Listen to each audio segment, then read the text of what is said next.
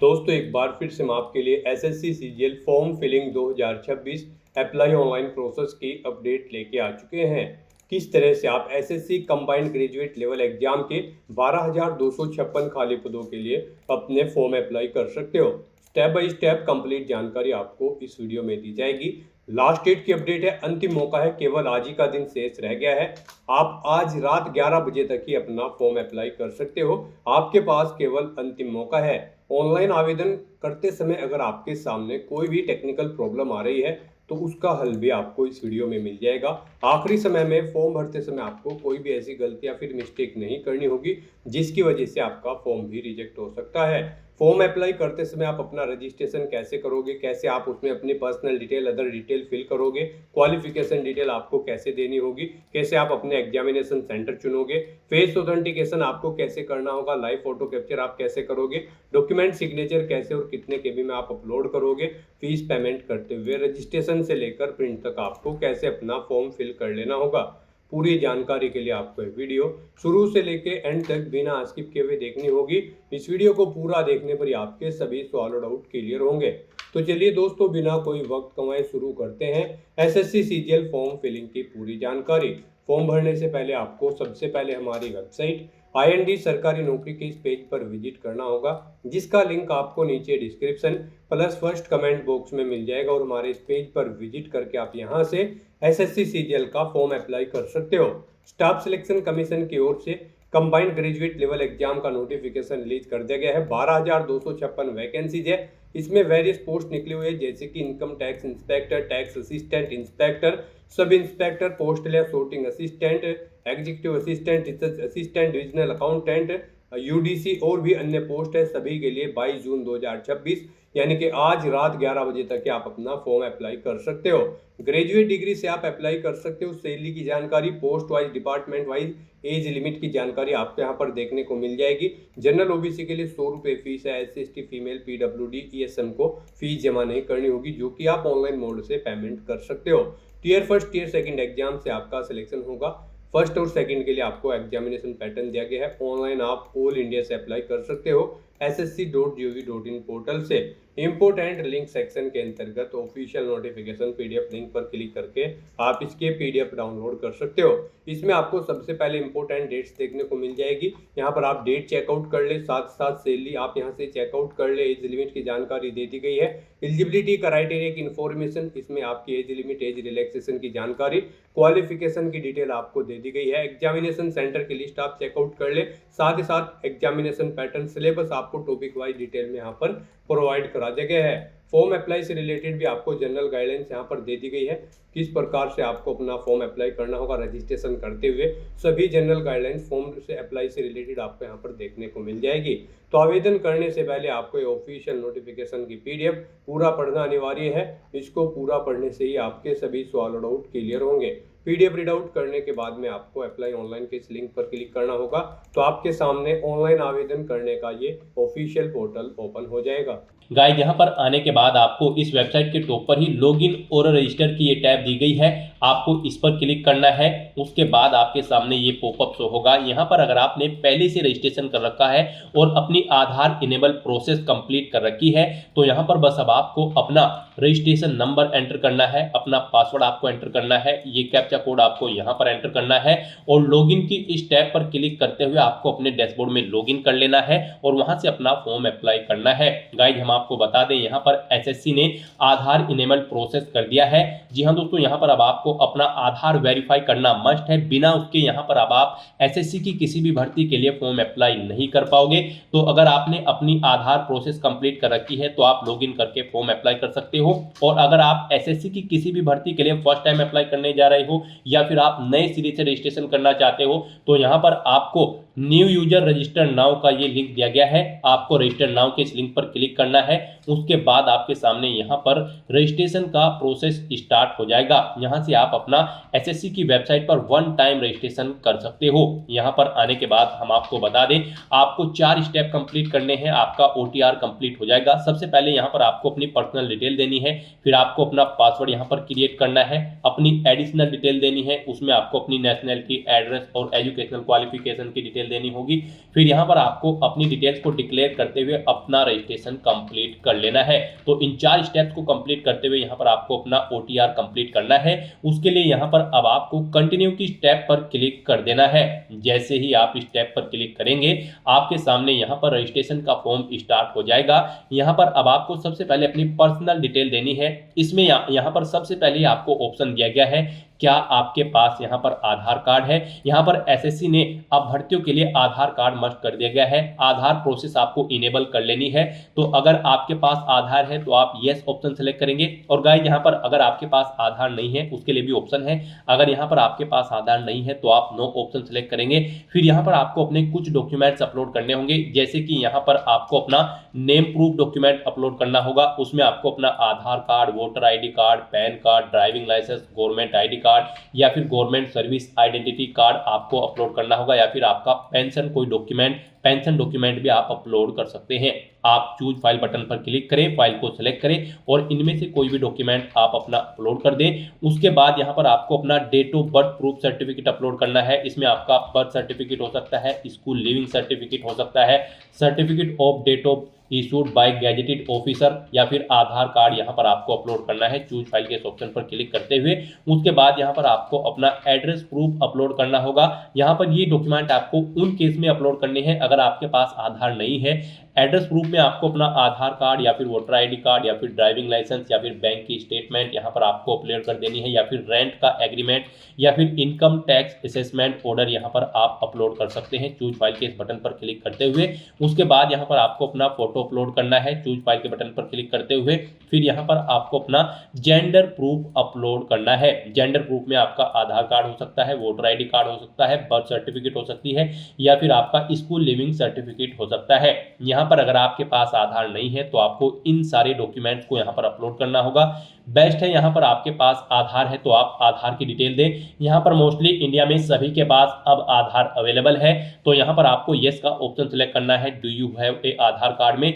और उसके बाद यहाँ पर गाइड आपको अपना आधार नंबर यहाँ पर एंटर करना है। वही नंबर एक बार फिर से आपको एंटर करके उसे वेरीफाई कर लेना है। फिर यहाँ पर आपको अपने आधार को प्रमाणित करने के लिए डिटेल्स यहाँ पर रीड कर लेनी है। हिंदी में अगर आप इसे रीड करना चाहते हैं तो स्विच टू हिंदी के ऑप्शन पर क्लिक करें और हिंदी में आप इसे रीड कर लें। और अगर आप सुनना चाहते हैं तो यहाँ पर आपको स्पीकर के इस ऑप्शन पर क्लिक करना है और इस डिटेल को सुन लेना है। और उसके बाद गाइज यहाँ पर आपको इस चेकबॉक्स को ओके करना है और फिर यहाँ पर आपको सेंड OTP के इस ऑप्शन पर क्लिक कर देना है। फिर आपके रजिस्टर्ड मोबाइल नंबर पर जिससे आपका आधार लिंक है उस पर एक OTP आएगा, वो OTP आपको यहाँ पर एंटर करना है। और फिर गाइज आपको वेरीफाई OTP के ऑप्शन पर क्लिक करके अपना आधार वेरीफाई कर लेना है। फिर आपके सामने यहाँ पर शो हो जाएगा आपका आधार सक्सेसफुली वेरीफाइड हो चुका है। ग्रीन कलर में आपको वेरीफाइड का ऑप्शन यहाँ पर मिल जाएगा। उसके बाद गाइज यहाँ पर आपको अपना नाम एंटर करना है अपनी 10वीं की मार्कशीट के अकॉर्डिंग। फिर आपको वही नाम एक बार फिर से एंटर करके वेरीफाई कर लेना है।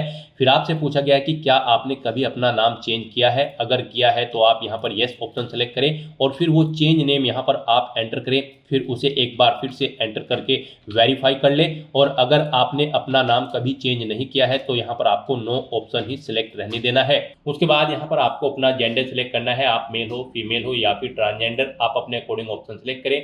दोबारा से अपना जेंडर सेलेक्ट करके उसे वेरीफाई कर लें। फिर यहाँ पर आपको अपनी डेट ऑफ बर्थ सेलेक्ट कर लेनी है इस कैलेंडर में से। यहाँ पर आपको अपनी ये डेट ऑफ बर्थ अपनी 10वीं की मार्कशीट के अकॉर्डिंग सेलेक्ट करनी है। वही डेट ऑफ बर्थ आपको एक बार फिर से सिलेक्ट कर लेनी है कैलेंडर में से वेरिफिकेशन के लिए। फिर यहाँ पर आपको अपने फादर का नाम एंटर करना है। उसके बाद यहाँ पर आपको अपने फादर का नाम एक बार फिर से एंटर करके उसे कंफर्म कर लेना है। फिर आप अपनी मदर का नाम एंटर करें, अपनी मदर का नाम एक बार फिर से एंटर करके उसे कंफर्म कर ले। आपके फादर और मदर का नेम भी आपकी 10वीं की मार्कशीट के अकॉर्डिंग होना चाहिए और इनके नाम से पहले मिस्टर, मिसिस, श्रीमती, लेट या फिर डॉक्टर नहीं लगाना है आपको। उसके बाद यहाँ पर आपको अपना 10वीं क्लास का एजुकेशन बोर्ड सेलेक्ट करना है, किस बोर्ड से आपने यहाँ पर अपनी 10वीं क्लास पास आउट की है। उसके बाद यहाँ पर आपको उसे दोबारा से सिलेक्ट करके कंफर्म कर लेना है जिस बोर्ड से आपने अपनी 10वीं क्लास यहाँ पर पास आउट की है। उसके बाद गाइज यहाँ पर आपको अपनी 10वीं क्लास का रोल नंबर देना है, एक बार फिर से उसे एंटर करके कंफर्म कर लेना है। फिर पासिंग ईयर आपको सिलेक्ट कर लेना है, किस ईयर में आपने अपनी 10वीं क्लास पास आउट की है। हाईएस्ट क्वालिफिकेशन क्या है आपकी, 10वीं, 12वीं, ग्रेजुएशन, पोस्ट ग्रेजुएशन, आप अपने अकॉर्डिंग यहाँ पर ऑप्शन सेलेक्ट करें। फिर यहाँ पर आप दोबारा से अपनी हायर क्वालिफिकेशन सेलेक्ट करें। उसके बाद यहाँ पर आपको अपना मोबाइल नंबर और ईमेल आईडी एंटर करनी है और इन्हें यहाँ पर आपको वेरीफाई कर लेना है। इनके सामने आपको सेंड ओटीपी का ऑप्शन दिया गया है, आप सेंड ओटीपी के ऑप्शन पर क्लिक करें। उसके बाद आपके रजिस्टर्ड मोबाइल नंबर और ईमेल आईडी पर ओटीपी आएंगे। वो ओटीपी आप यहाँ पर एंटर करके अपने मोबाइल नंबर और ईमेल आईडी को वेरीफाई कर लें और उसके बाद गाइस यहाँ पर आप सेव एंड नेक्स्ट के इस ऑप्शन पर क्लिक कर दें। इस तरह से यहाँ पर आपकी पर्सनल डिटेल सक्सेसफुली सेव हो जाएगी। उसके बाद यहाँ पर आपको एक रजिस्ट्रेशन नंबर प्रोवाइड करा दिया गया है। यह रजिस्ट्रेशन नंबर आपको केयरफुली नोट डाउन करके रख लेना है फ्यूचर यूज के लिए।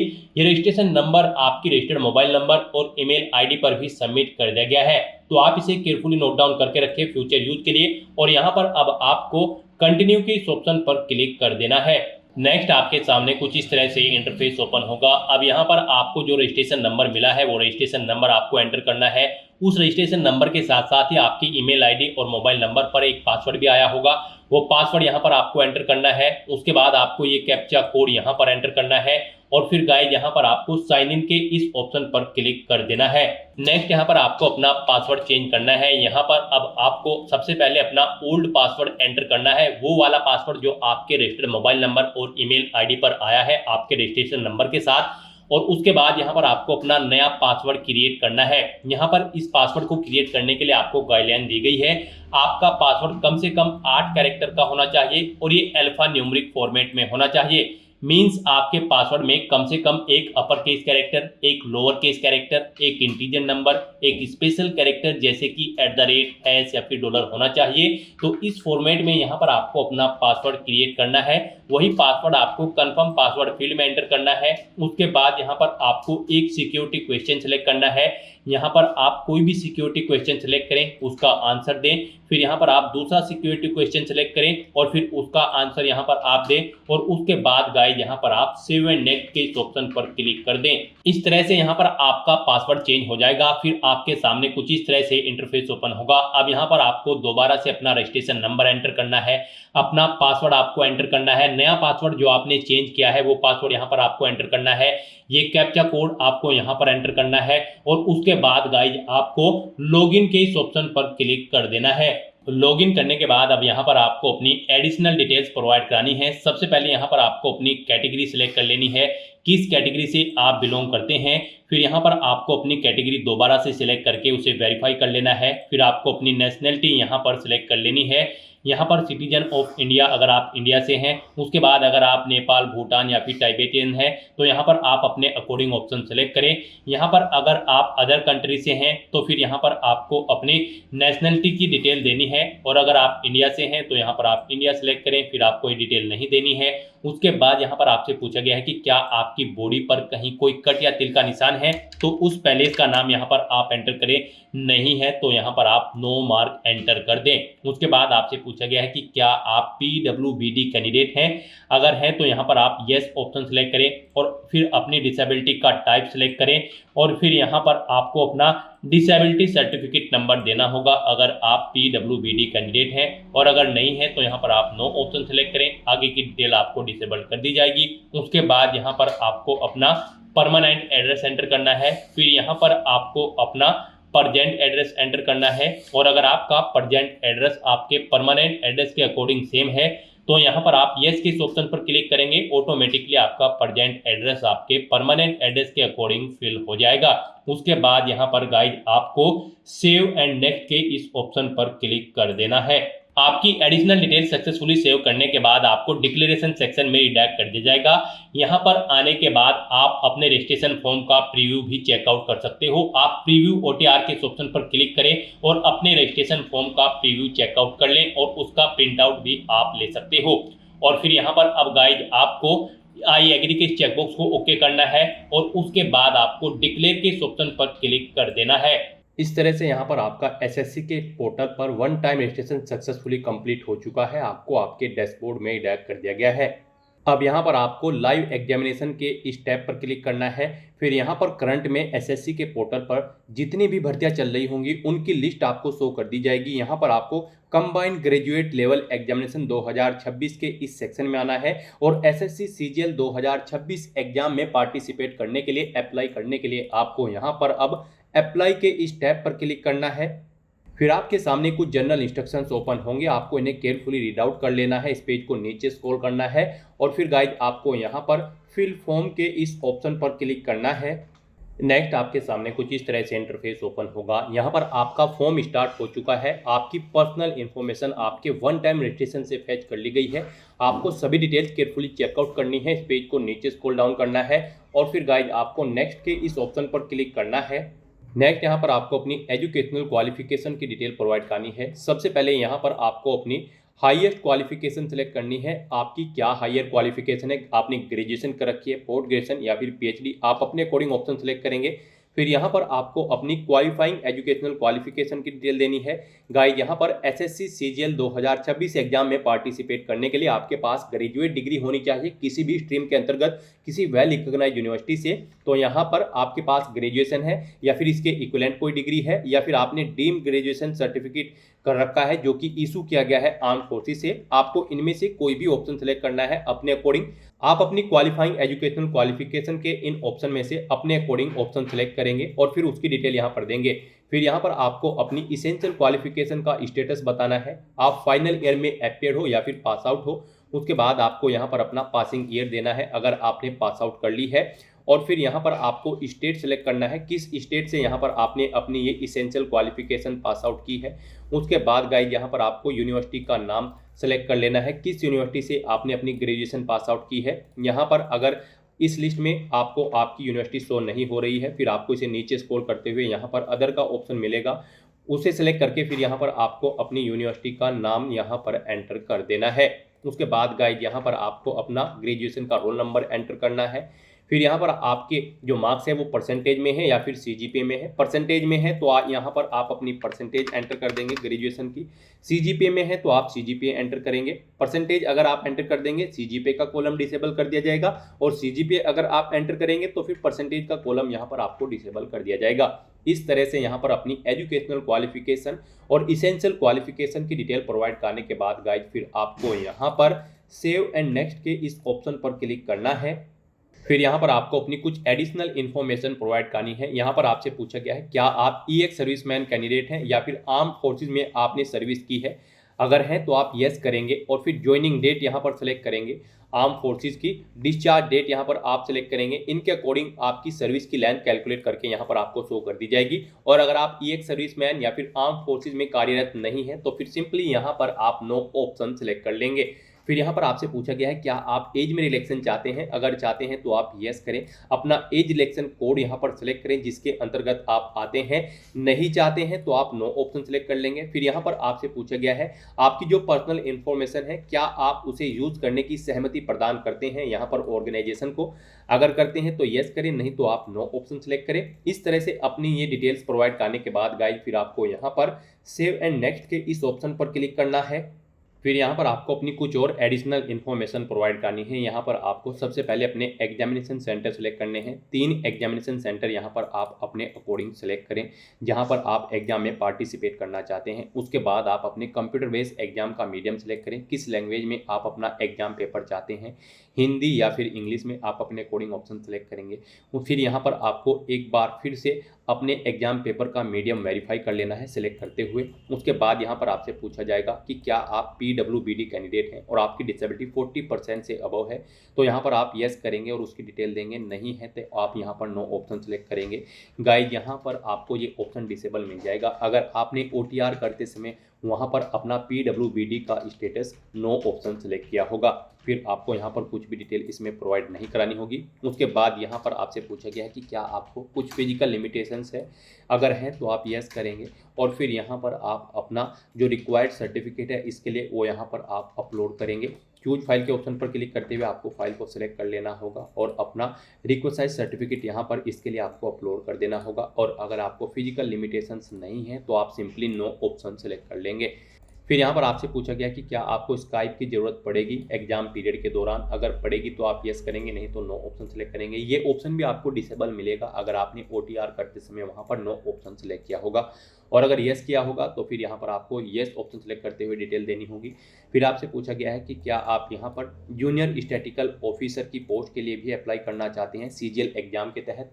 अगर चाहते हैं तो फिर यहाँ पर आप यस करेंगे और फिर इस पोस्ट पर अप्लाई करने के लिए जो इसकी इसेंशियल क्वालिफिकेशन है वो आपके पास होनी चाहिए। आपसे पूछा गया है क्या आपके पास इसके लिए इसेंशियल क्वालिफिकेशन है, तो फिर यहाँ पर आपको येस करना होगा। और अगर आप अप्लाई नहीं करना चाहते हैं तो आप सिंपली नो ऑप्शन सेलेक्ट कर लेंगे। गाइज, आप ऑफिशियल नोटिफिकेशन में से चेकआउट कर सकते हो किस पोस्ट पर अप्लाई करने के लिए क्या आपकी इसेंशियल क्वालिफिकेशन या फिर डिजायरेबल क्वालिफिकेशन है, वो यहाँ पर आपको प्रोवाइड कर दी गई है। यहाँ से आप चेकआउट कर सकते हो और उसके अकॉर्डिंग यहाँ पर आपको फिर ये डिटेल्स प्रोवाइड करनी है। उसके बाद आपसे पूछा गया है कि क्या आप स्टैटिकल इन्वेस्टिगेटर कैडरे सेकंड की पोस्ट के लिए भी अप्लाई करना चाहते हैं तो यस करेंगे। और फिर आपके पास इसकी इसेंशियल क्वालिफिकेशन होनी चाहिए। इसमें भी आपको पूछा गया है आपके पास इस पोस्ट पर अप्लाई करने के लिए इसेंशियल क्वालिफिकेशन है, तो यहाँ पर भी आपको यस करना होगा। अगर आप इस पोस्ट के लिए अप्लाई करना चाहते हैं, नहीं अप्लाई करना चाहते हैं तो सिंपली नो ऑप्शन सेलेक्ट करेंगे। फिर आपको ये डिटेल भी डिसेबल कर दी जाएगी, ये आपको डिटेल नहीं देनी होगी। उसके बाद यहाँ पर आपसे पूछा गया है आपने अपनी 10वीं क्लास किस मीडियम में पास आउट की है, किस लैंग्वेज के साथ, हिंदी, इंग्लिश या फिर किसी स्टेट लैंग्वेज के साथ। आप अपने अकॉर्डिंग यहाँ पर ऑप्शन सेलेक्ट करेंगे। यहाँ पर आपका जो मैट्रिकुलेशन लेवल है पास आउट करने का वो आपको सेलेक्ट कर लेना है, किस लैंग्वेज में आपने उसे पास आउट किया है। फिर यहाँ पर आप यहाँ पर मल्टीपल ऑप्शन सेलेक्ट कर सकते हैं, हिंदी या फिर कोई स्टेट लैंग्वेज है या फिर इंग्लिश। अगर हिंदी इंग्लिश में आपने की है तो आप 2 ऑप्शन भी यहाँ पर सिलेक्ट कर सकते हैं, तो आप मल्टीपल ऑप्शन सेलेक्ट कर सकते हैं अपने अकॉर्डिंग। फिर यहाँ पर आपसे पूछा गया है आपने अपनी 10वीं क्लास के जो एग्जाम हैं वो किस मीडियम में दिए हैं। यहाँ पर आप अपने अकॉर्डिंग ऑप्शन सेलेक्ट करें, हिंदी, इंग्लिश, पंजाबी, उर्दू, जिस भी लैंग्वेज में आपने अपनी 10वीं क्लास के एग्जाम दिए हैं वो लैंग्वेज यहाँ पर आप सिलेक्ट कर लें। उसके बाद आपसे पूछा गया है क्या आप assistant audit officer central cadre की पोस्ट के लिए भी अप्लाई करना चाहते हैं। अगर चाहते हैं तो येस करें। और फिर आपसे पूछा गया है इस पोस्ट पर अप्लाई करने के लिए आपके पास इसेंशियल क्वालिफिकेशन है जो कि आप ऑफिशियल नोटिफिकेशन से चेकआउट कर सकते हो, तो इसमें आपको येस करना होगा। अगर आप इस पोस्ट के लिए अप्लाई कर रहे हैं, नहीं अप्लाई कर रहे हैं तो आप सिंपली नो ऑप्शन सेलेक्ट करेंगे, ये ऑप्शन आपको ऑटोमेटिकली डिसेबल कर दिया जाएगा। उसके बाद आपसे पूछा गया है क्या आप यहाँ पर assistant audit officer state cadre की पोस्ट के लिए अप्लाई करना चाहते हैं तो येस करें। उसकी इसेंशियल क्वालिफिकेशन आपके पास होनी चाहिए। नहीं कर रहे हैं तो नो ऑप्शन सेलेक्ट करें। उसके बाद आपसे पूछा गया है क्या आप assistant accounts officer state cadre की पोस्ट के लिए अप्लाई कर रहे हैं। अगर कर रहे हैं तो येस करें और उसकी इसेंशियल क्वालिफिकेशन आपके पास होनी चाहिए। नहीं कर रहे हैं तो आप नो ऑप्शन सेलेक्ट कर लें। इस तरह से अपनी डिटेल्स प्रोवाइड करने के बाद गाइज फिर आपको यहाँ पर सेव एंड नेक्स्ट के इस ऑप्शन पर क्लिक करना है। नेक्स्ट यहाँ पर आपको अपना फेस ऑथेंटिकेशन करना है, अपना लाइव फोटो आपको कैप्चर करना है और अपने सिग्नेचर यहाँ पर आपको अपलोड कर देने हैं। इस सेक्शन को कंप्लीट करने के लिए आपको अपना मोबाइल फ़ोन यूज़ करना होगा। आप अपने गूगल प्ले स्टोर पर जाएं मोबाइल फ़ोन पर और फिर वहां पर आप माई एसएससी का ऐप डाउनलोड कर लें और उसे फिर आप इंस्टॉल कर लें। उसे इंस्टॉल करने के बाद गाइज आपको यहां पर अपनी एक और ऐप इंस्टॉल करनी होगी अपने मोबाइल फ़ोन पर ही। जी हाँ दोस्तों, आपको अपने मोबाइल फ़ोन के गूगल प्ले स्टोर में आधार फेस आरडी का ये ऐप भी इंस्टॉल कर लेना है। डाउनलोड करने के बाद अपने मोबाइल फ़ोन में माई एसएससी ऐप इंस्टॉल करने के बाद फिर आपको उसे ओपन करना है। उसके बाद आपके सामने यहाँ पर कुछ इस तरह से इंटरफेस ओपन होगा। यहाँ पर आने के बाद गाइज आपको लॉगिन/रजिस्टर की इस टैब पर क्लिक कर देना है। उसके बाद आपके सामने यहाँ पर लॉगिन का पॉपअप ओपन हो जाएगा। अब यहाँ पर आने के बाद आपको अपना यूजर नेम एंटर करना है और उसके बाद आपको अपना पासवर्ड एंटर करना है। आपको ये यूजर नेम और पासवर्ड वही एंटर करना है जो आपने एसएससी की वेबसाइट पर 1 टाइम रजिस्ट्रेशन करते हुए क्रिएट किया था। उसके बाद आपको ये कैप्चा कोड यहाँ पर एंटर करना है और फिर गाइज आपको लॉगिन की इस टैब पर क्लिक करते हुए अपने डैशबोर्ड में लॉगिन कर लेना है।